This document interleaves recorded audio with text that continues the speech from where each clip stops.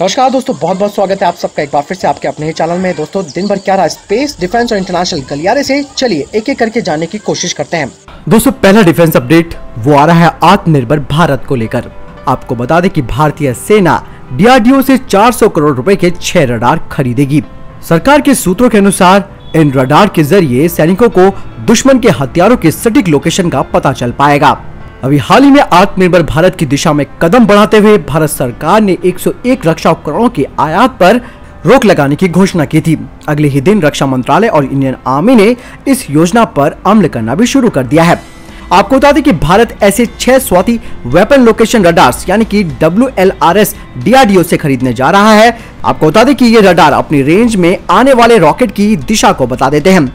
इससे इन रॉकेटों को लॉन्च करने वाली जगह का पता चल जाता है। इस रडार को खरीदने का प्रस्ताव रक्षा खरीद काउंसिलिंग के सामने आया है। डिफेंस एक्विजिशन काउंसिल ने इस मीटिंग में कई और हथियार जैसे कि शिप से छोड़े जाने वाले मानव रहित यान यानी कि UAV की खरीद पर भी चर्चा की है। इस UAV को इजराइल से खरीदने का प्रस्ताव है। बता दें कि आत्मनिर्भर भारत की दिशा में कदम बढ़ाने के लिए भारत विदेशों से खरीदे जाने वाले रक्षा उत्पादों को देश में बनाने पर जोर दे रहा है। देसी रक्षा कंपनियों की खरीदारी के लिए इस साल के बजट में 52,000 करोड़ की रकम भी बांटी गई है। दोस्तों, अगली खबर की बात करते हैं तो भारत और चीन को लेकर आ रही है। दरअसल chief of defence staff general Vipin Rawat ने कहा है कि लद्दाख में डीएक्सिलेशन की प्रक्रिया लंबे समय तक चल सकती है, लेकिन भारतीय सशस्त्र बल इसके लिए तैयार भी है।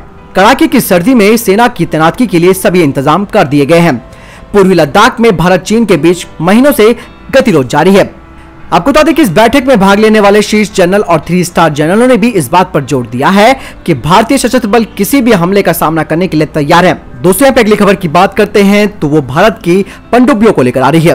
भारत अब विदेशी सहयोग से घरेलू स्तर पर 6 नई स्टील्थ पनडुब्बियों को बनाने के लिए लंबे समय से लंबित 42,000 करोड़ रुपए की परियोजना को औपचारिक रूप से उसका टेंडर जारी करने के लिए तैयार हो गया है।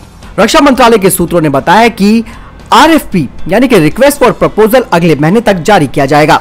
आपको बता दें कि मजगांव डॉक्स लिमिटेड यानी कि MDL और निजी जहाज निर्माता L&T को इस प्रोजेक्ट यानी कि P75I को दिया जाएगा।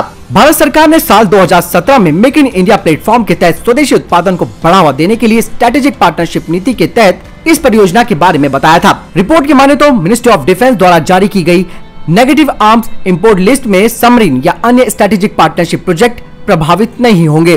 2 भारतीय शिपयार्ड या स्ट्रेटेजिक पार्टनरशिप को पहले ही लिस्टेड 5 शॉर्ट लिस्ट में से अपने चुने गए OEM यानी कि मूल उपकरण निर्माताओं के साथ पार्टनरशिप करने के बाद RFP के जवाब में अपनी तकनीक और कमर्शियल बोलियों को प्रस्तुत करना होगा। आपको बता दें कि इन 5 ओरिजिनल उपकरण निर्माताओं में रूबिन डिजाइन ब्यूरो जो कि रूस की है, नेवल ग्रुप DCNS जो कि फ्रांस का है, थिसिसन ग्रुप मरीन सिस्टम जो कि जर्मनी की है, नवांटिया जो कि स्पेन की है और देवू जो कि दक्षिण कोरिया की है। आपको बता दें कि भारतीय पनडुब्बियों की उम्र लगातार बढ़ रही है और भारतीय नौसेना पनडुब्बियों की कमी से जूझ रही है।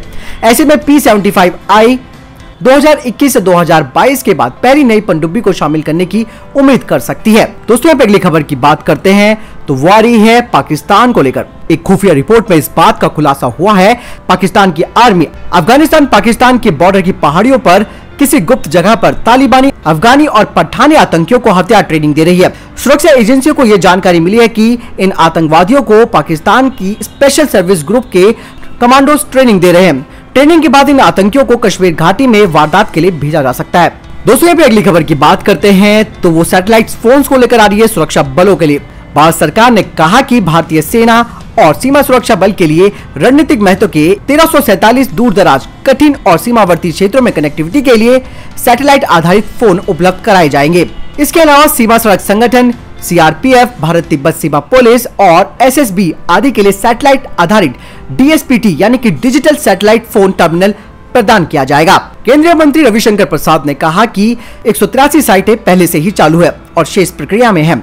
ये कहते हुए सेना के जवान अपने परिवार से बात कर सकते हैं। दोस्तों, पे अगली खबर की बात करते हैं तो वो इंडियन एयरफोर्स के तेजस मार्क 1 को लेकर आ रही है। आपको बता दें कि जानकारी के अनुसार भारत और इजराइल एक बार फिर से पाइथन 5 क्लोज कॉम्बैट मिसाइल का ऑन बोर्ड परीक्षण करेंगे, जिसे पहले भी किया गया था जो कि विफल रहा था। आपको बता दें कि पाइथन 5 के क्लोज कॉम्बैट मिसाइल का ऑन बोर्ड परीक्षण LCA तेजस मार्क 1 और मार्क 1A में किया जाएगा। LCA तेजस पर पाइथन 5 CCM की एक सिमुलेटेड फ्लाइट का संचालन किया और कुछ कैपेटिव उड़ानों को हाल ही में AM पायलट्स में कुछ बदलाव और मिसाइल की स्थिति के साथ ही किया गया। सूत्रों ने बताया कि यदि कैप्टिव फ्लाइट इवैल्यूएशंस यानी कि मूल्यांकन परीक्षण रिकॉर्ड से अच्छे आते हैं तो आने वाले कुछ महीनों में विमान से परीक्षण किए जाने की मंजूरी दी जा सकती है। आपको बता दें कि पाइथन 5, ASRAAM और R73 जो कि इंफ्रारेड सीकर पर आधारित एयर टू एयर मिसाइलें हैं, जिन्हें LCA तेजस Mark 1 बेड़े के लिए शॉर्ट रेंज हवाई लक्ष्यों के खिलाफ उपयोग करने के लिए चुना गया है। ऐसे में डर्बी ER BVRAM 2021 में LCA तेजस से 100 किलोमीटर रेंज का परीक्षण किया जाएगा और 110 किलोमीटर के साथ भारत की स्वदेशी अस्त्र MK1 को उन्नत तेजस MK1A के साथ इंटीग्रेटेड भी किया जाना है, जो कि 2022 में उड़ान भरने वाला है।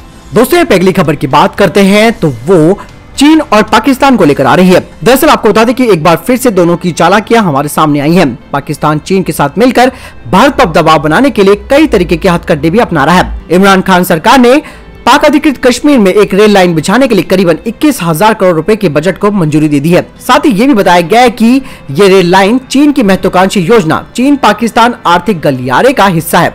ये रेल लाइन POK में कहां तक बनाई जाएगी, इसकी लंबाई कितनी होगी, ये बिल्कुल साफ नहीं किया गया है। एक रिपोर्ट के मुताबिक कुछ दिन पहले ही चीन ने पाकिस्तान के इस्लामाबाद से सिंजियांग प्रांत के काशनगर तक बनने वाली सड़क के एक हिस्से को आम जनता के लिए खोल दिया था।